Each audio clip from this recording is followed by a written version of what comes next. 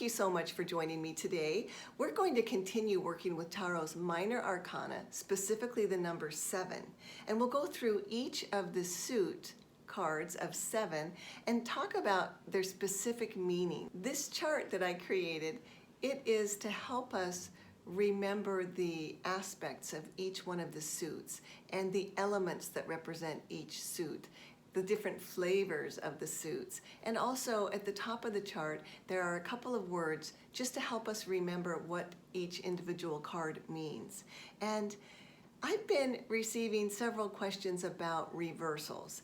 And I'll tell you guys, when I read for others, I read intuitively and I rarely use reversals. However, reversals do matter, and because you have asked me about reversals and I promised in the beginning of this series that I would answer your questions, I'm going to do just that.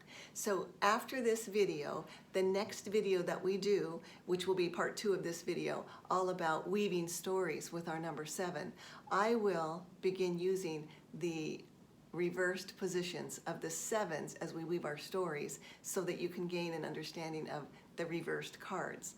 All right, so without further ado, let's jump into our 7s. And the first card we have here, we have our 7 of Wands. And we see this individual holding his wand. He's standing at the top of the mountain. He's got a real definite stance here. He's holding his wand up high, and there are 6 other wands. He is in a position of advantage. He is definitely has worked hard, has brought himself to the top of the summit, and he's all about holding his position of advantage. And we remember that the wands are represented by the fire element. So this is a lot about motivation. Motivation, keeping things moving. Fire is not a stagnant energy, so we know that there's forward movement. This person has been working hard to get here, and they continue to work hard to stay here.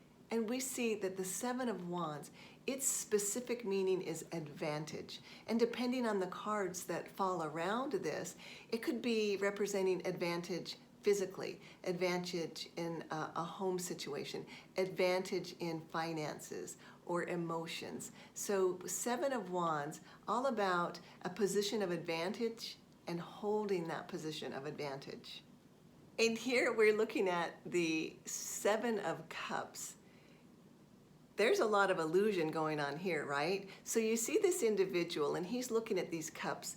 There's the face of a fair maiden. There's a dragon coming out of one of the cups. One of the cups is filled with jewels and treasures, and another one with a snake coming out. There's a castle in one of the cups. One of the cups is completely veiled. Could this be the higher self of this individual? Is this a mystery from above? We know that cups are represented by the water element and have much to do with emotions. And this card, the 7 of Cups, specifically has to do with imagination and maybe our imagination running wild. It can also represent that we have a lot of choices. And of course, depending on the cards around this 7 of Cups, the choices could have to do with family. They could have to do with finances. Because this suit is represented by the water element and really has a lot to do with our emotions, the imagination comes in here. And this card is really all about our imaginations, and maybe it tells us that we need to get a little bit grounded in the earth so that we can make the decision or see the opportunities in front of us, because it could be kind of confusing with all these different options. And with the one cup that's veiled, this could be a very spiritual card, depending on the other cards that fall around it. It could also be very mundane, simply meaning that there's a lot of options. Choose carefully, right?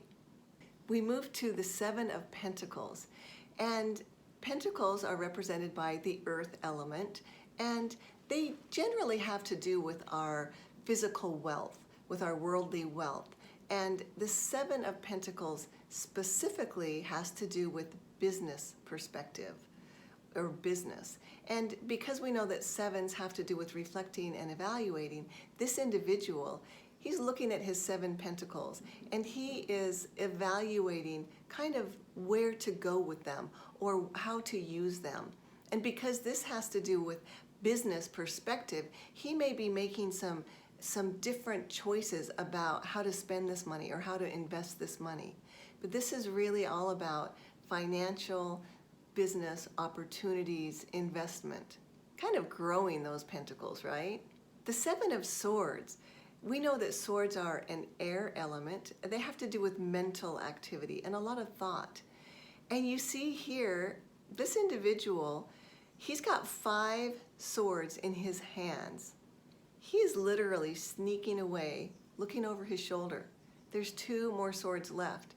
Is he trying to figure out and evaluate if he can grab those other 2 swords, or if he should have grabbed those other 2 swords, evaluating and reflecting? The 7 of Swords specifically has to do with trickery and deceit. I read this card as a warning to the querent, a warning about love matters or financial matters or family matters, depending on the other cards that fall around the 7 of Swords.